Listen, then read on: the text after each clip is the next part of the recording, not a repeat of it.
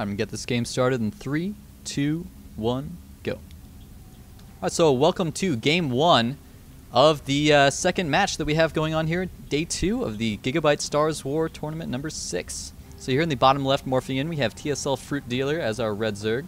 And on the top right, we have ETTJ Baker. Not sure what that means, but it is LoveTT, our Chinese player, as our blue Protoss.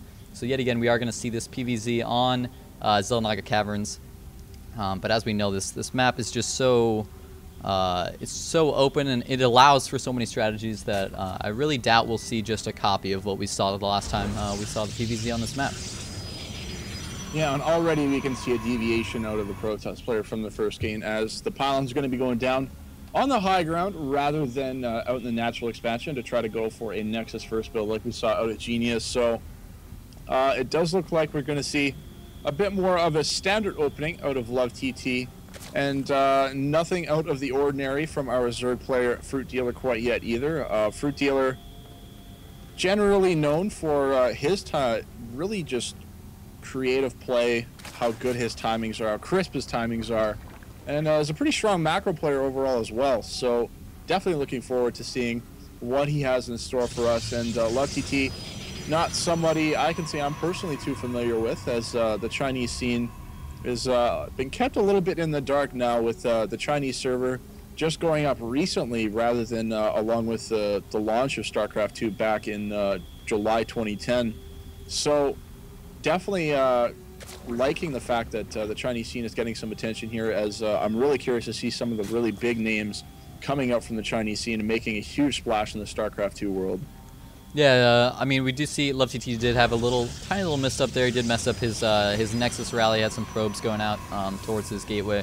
But I can say I've done that a million times. It's definitely something that can happen when you're nervous and spamming all your hotkeys. And I feel like, you know, maybe some of these Chinese players, I mean, they had to go through so many qualifiers, so much to get into this tournament, and then to go up against a player as famous as Fruitdealer. You know, you think his nerves are possibly getting to him in this game? It's definitely a possibility. Fruitdealer is one of the most famous Zerg players in the world, because he was back when he won GSL Season 1, that was at a period where Zerg was just considered to be completely underpowered and could not win a single matchup no matter what.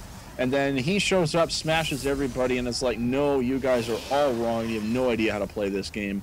So this kind of got a lot of star power behind him, and going up against somebody like that, you really want to bring your best showing so that everybody sees the caliber of player that you are.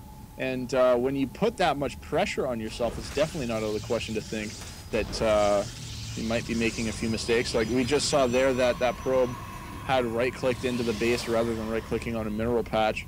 But not going to be overcritical about that. It is a pretty small mistake. The probe got out of there, no problem.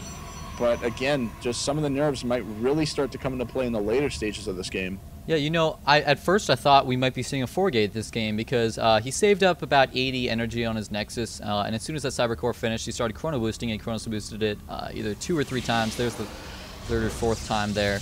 And yet I've only seen 3 gateways drop down. So, you know, perhaps he's doing something like a 3-gateway expansion. But instead of what most players like to do, which is either chrono boost out the sentries or chrono boost out the probes, he's chrono boosting his cybernetic score to be able to start warping in units right away. So, I mean, it's tough to say which build would be better depending on the situation, but it's of course going to depend on what your Zerg player is doing. Often, if you don't chrono boost out those early sentries and they try to go for some type of early bust on you, you can be in a little bit of trouble. But Fruitdealer not going for any type of build like that, so just getting that early warp gate tech is going to be beneficial for him to just start warping units at command and be able to hold off these speedlings. Yeah, he is going to have to spend a lot of force fields if he wants to be able to deal with this, as Fruitdealer has made an insane amount of Zerglings for this period of the game. We're about 6 minutes and 15 seconds in, there's already 26 Zerglings on the field. Nice job getting a surround on those sentries. He will be able to take out a few of them. Sentry count dangerously low, and he's going to need to have those if he wants to be able to hold off this attack.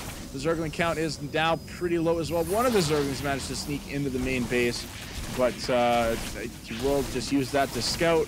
The rest of these Zerglings are going to try to chop down the Zealot with the sentry, shooting down from the low ground. Nice clutch warp in there with that Zealot to prevent any more of those Zerglings from actually squeezing into the main base. That was actually pretty phenomenal. I feel like a lot of people probably aren't going to recognize that, but if you've ever tried to do that, you know, the hitbox of the Zealot is a little bit bigger than it actually is, and it can be really difficult to place it in that space when Zerglings are running through it. It's, you know, almost impossible while the Zerglings are running through, so really good play by him to be able to take out those Zerglings, and I liked that force field below the ramp to be able to not allow them to possibly even escape. Now, we do have a very fast burrow coming out for Fruit Dealer, and he has the Roach Warren on the way, so definitely going to be seeing some of that burrow roach style that's been pretty popular nowadays to kind of punish Protoss players that go for this 3-gate expansion and don't get a robotics facility out in time. And that's exactly what's happening right now with LoveTT. You go for this 3-gate expansion, and then you start trying to make a couple more gateways because you're going to need to be able to defend against any type of Roach or Hydra timing push.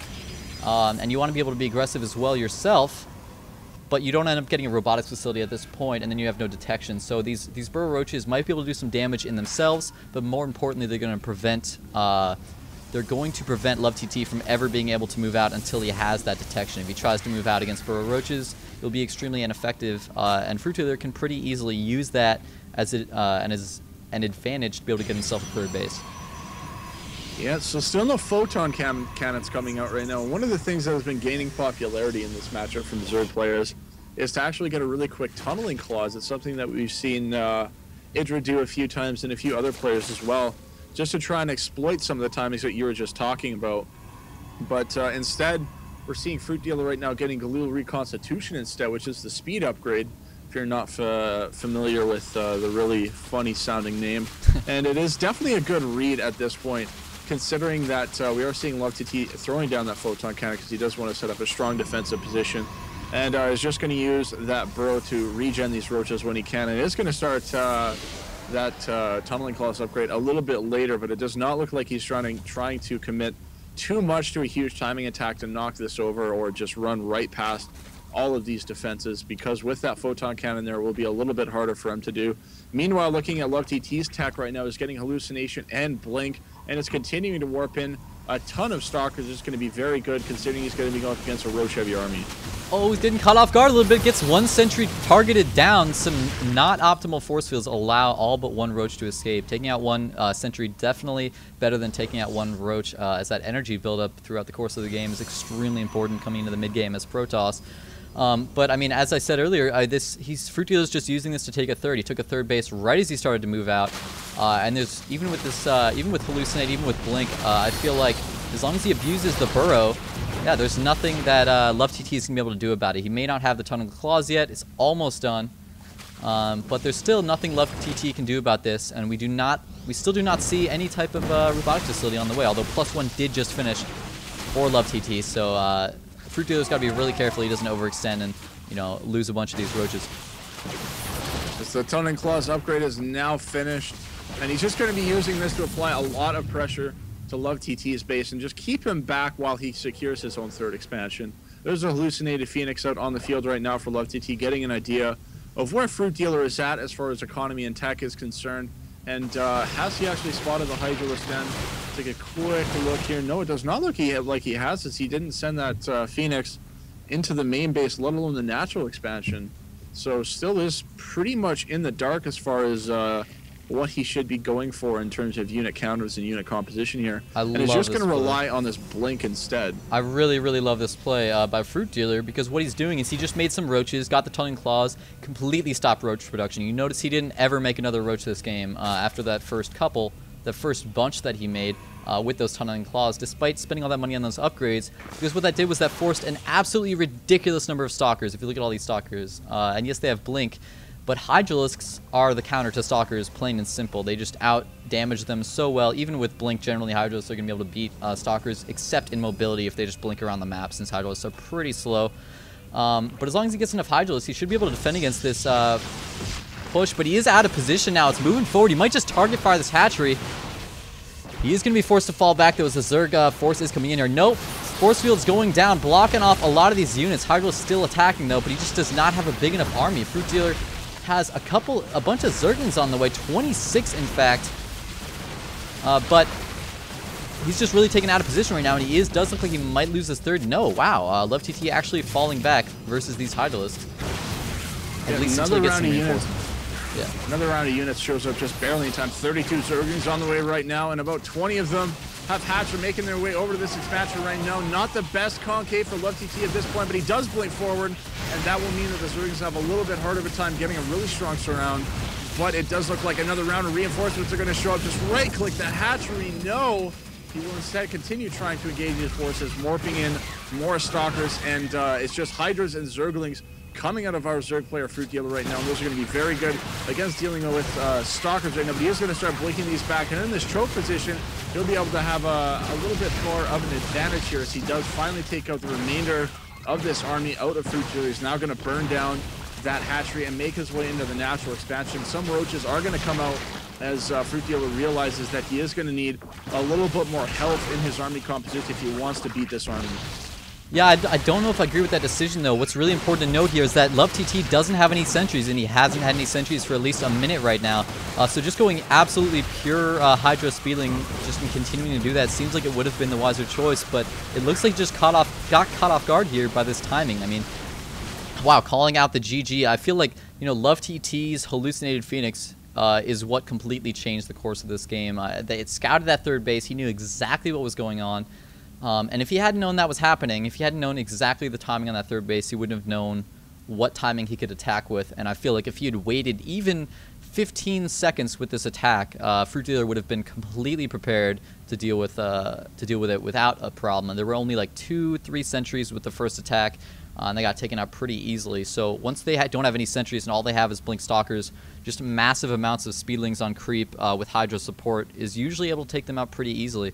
But unfortunately, it does look like Fruitdealer did get just caught a little bit off guard with that timing there.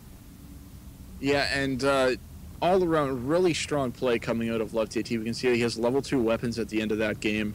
And is just continuing to have really strong macro overall, hitting that 2 base timing and just doing an insane amount of damage with it, using Blink to his best ability there, using the features of the map quite well. And that does mean that he'll be able to take the first game off of Fruitdealer, which is no easy feat, considering the caliber of player that is Fruitdealer. And we're going to go into Game 2 momentarily here. That is going to be on Shattered Temple, and that is going to be an excellent game, I think. Yeah, we'll get into that right after.